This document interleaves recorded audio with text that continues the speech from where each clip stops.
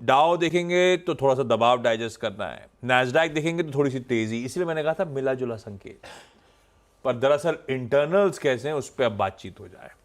आज शाम को ध्यान रखिएगा कुछ इंपॉर्टेंट चीजें। एक तो वैसे आज निफ्टी बैंक की वीकली एक्सपायरी, शाम को सबसे इंपॉर्टेंट यूएस के इन्फ्लेशन का प्रिंट आएगा, रिटेल इन्फ्लेशन का।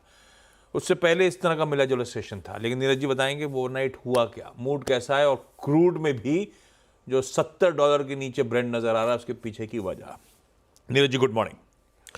गुड मॉर्निंग आशीष। पहले तो इन्फ्लेशन जो आज शाम को आने वाला है वो 2.6 का अनुमान है और कोर इन्फ्लेशन का 3.2 स्टेबल रहेगा ये, लेकिन सीपीआई गिर के आएगा थोड़ा।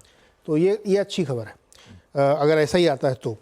और अब पूरी डिबेट वहाँ पे यही चल रही है कि रेट कट। अब 50-25 की डिबेट है, होना तय है, लेकिन 50 होगा कि 25 होगा, इस पर ज़्यादा डिबेट हो रही है। कल का मार्केट अगर आप देखें तो वहाँ पे जो डाउ जोन्स 90-93 पॉइंट नीचे गया, जबकि नैस्डैक और S&P ऊपर थे, क्योंकि बैंक में वहाँ पे जो रेगुलेटर है उसने कहा कि आपको थोड़ा ज़्यादा कैपिटल रखना पड़ेगा किसी शॉक से निपटने के लिए। तो चूँकि बैंकों को के निम्स पर असर पड़ेगा, जो हाई ग्रोथ चले इस पर दबाव दिख सकता है, तो इस वजह से कल बैंकिंग शेयर कमज़ोर रहे और इसीलिए डाउ नीचे था। लेकिन बाकी रेट सेंसिटिव स्टॉक्स में तेज़ी थी। बॉन्ड मार्केट में नीचे आए, यील्ड गिरी है, 2 साल की भी गिरी, 10 साल की भी गिरी है, जो साफ संकेत दे रही है कि रेट कट होंगे। बल्कि बॉन्ड मार्केट तो ये एक्सपेक्ट कर रहा है कि 2 जंबो कट हो सकते हैं, यानी 50-50 के 2 कट कम से कम इसी साल हो सकते हैं, और एक और कट, यानी 1.25% की एक्सपेक्टेशंस बिल्ड हो रही हैं मार्केट में। दूसरा पॉइंट जो क्रूड गिरा उसमें भी जो ऐसा अनुज डिस्कस करें कि डिमांड गिर रही चीन की तरफ से, 6.5 लाख बैरल पर डे के हिसाब से ग्रोथ होगी उनकी, जो पहले 7 का अनुमान था। तो इसलिए ओपेक ने अपना प्रोडक्शन कम कर दिया, क्योंकि सेकंड लार्जेस्ट इंपोर्टर है वो क्रूड का। तो उसकी वजह से क्रूड में नीचे फिसलन आई, 70 के नीचे आता हुआ दिख रहा है। तो अब इन सारे सवालों का जवाब ना हमको 18 तारीख को मिलेगा कि फेड क्या फैसला लेता है, उससे आगे तय होगा कि रेट कट कितना होता है और उस रेट कट का फिर येन में क्या इम्पैक्ट पड़ता है। ये सब चीज़ हम लोग देखेंगे। लेकिन आज के लिए मैंने सुबह कहा था कि दोनों तरह के क्यूज़ हैं, जैसे आप लेना चाहें। रेट कट के हिसाब से देखें, इन्फ्लेशन के हिसाब देखेंगे तो आपको पॉजिटिव रेट सेंसेक्स वहाँ पे दिखेगा। चलिए, दोनों तरफ के संकेत हैं भाई आपके लिए। मैं ऐसे टटोल रहा था, अब तक वर्डिक्ट नहीं आया है ट्रम्प वर्सेस हैरिस वाले उस डिबेट का। कुछ मिला क्या? मैं डिबेट देख रहा था और अगर मुझे जो डिबेट में से दिख कर आ रहा था कि कमला हैरिस वाज विनिंग, और कमला हैरिस बहुत एक शांत और काफ़ी सदे हुए, अगर थोड़ी सी फुटेज उसकी अगर चला सकते हैं तो एकदम शांत और सदे हुए तरीके से जवाब दे रही थी। और डोनाल्ड ट्रंप की हर मतलब जो स्टेटमेंट है उस पर काफ़ी उनका सदा हुआ जवाब था। होमवर्क करके आई थी वो काफ़ी। आई थिंक जो पिछली डिबेट हुई थी जिसके बाद जो बाइडन को बेसिकली पीछे हटना पड़ा था, उसके मुकाबले कंपैरेटिवली काफ़ी बेटर थी।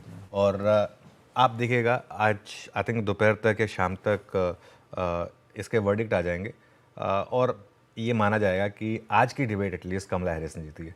और अगर ऐसा है, कमला हैरिस ने वाकई में अगर वो डिबेट जीती, जितना जैसे मैं कह रहा था कि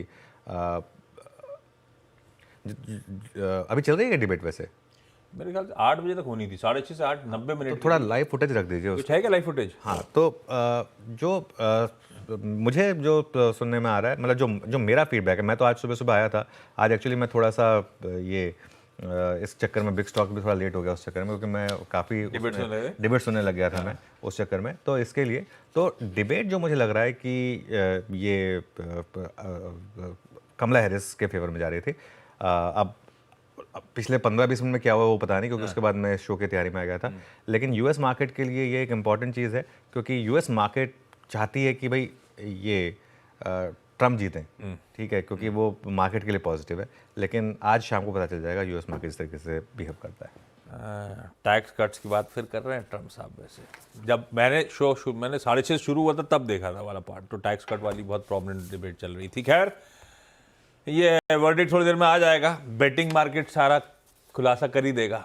खैर, ये वहाँ का डिबेट इस समय अंडर वे है, शायद वो लाइव विजुअल्स अभी भी चल ही रहे हैं।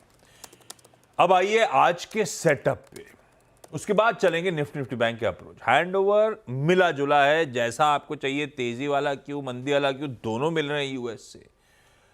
पर कल का session actually back to back second straight session हो गया। भारतीय बाजारों में थोड़ा बहुत रिकवरी का ट्रेड अब फाइनली प्ले आउट हो रहा है।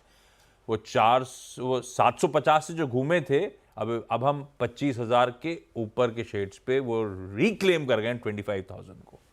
तो है तो संकेत, स्क्रीन तो बढ़िया दिख रही थी, आज मिला जुला संकेत। ऐसे में पहले हमारे इंटरनल्स क्या कर रहे हैं, हमारी तस्वीर कैसी है? जब आप आज मीडियम और लॉन्ग टर्म के लिए पॉजिटिव हो तो अलग अलग, आज के लिए जो संकेत बैठ रहे हैं वो कैसे? बिल्कुल, आज के सेटअप पे आते हैं। और कल बहुत इंटरेस्टिंग सेटअप था। कल डीआईएस ने सेल किया हल्का सा, और एफआईएस ने बाय किया। कल बड़ा बाय नंबर है 2200 करोड़ का। और जैसे मैं कह रहा हूँ कि एफआईएस को इवेंचुअली आना है यहाँ पर इस मार्केट में, तो 2200 करोड़ की बाइंग एफआईएस की तरफ से आई कैश मार्केट में, और वो बार्स आएंगे आपकी स्क्रीन पर। अब देखिए आप, कल डीआईएस की एक सेलिंग है हल्की सी, एफआईएस की बाइंग है।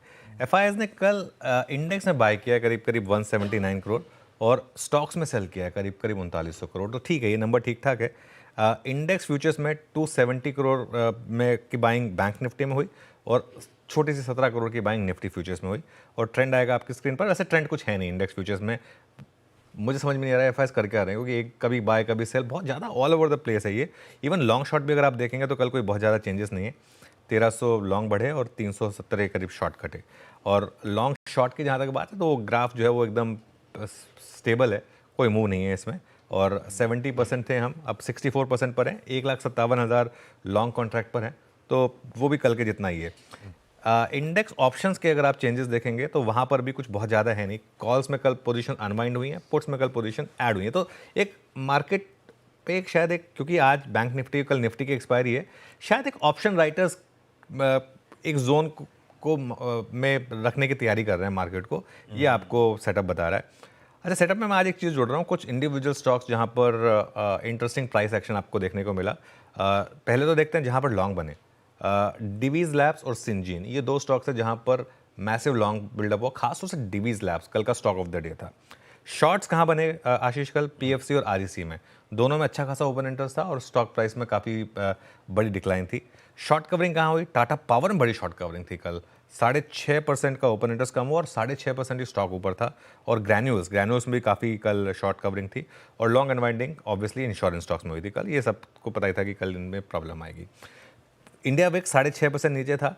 पुटकॉल रेशियो 1.07 पर है, तो पुटकॉल रेशियो अभी भी एलिवेटेड या ओवरबॉट नहीं है। तो कुल मिलाकर सेटअप जो है वो पॉजिटिव है। बैन में भी कोई अपडेट नहीं है, ना कोई इन ना कोई आउट। वो जो एग्जिस्टिंग लिस्ट है बैन में वो बरकरार है एफएनओ बैन की। तो इसके लिए सेटअप जो है वो न्यूट्रल। Setup neutral,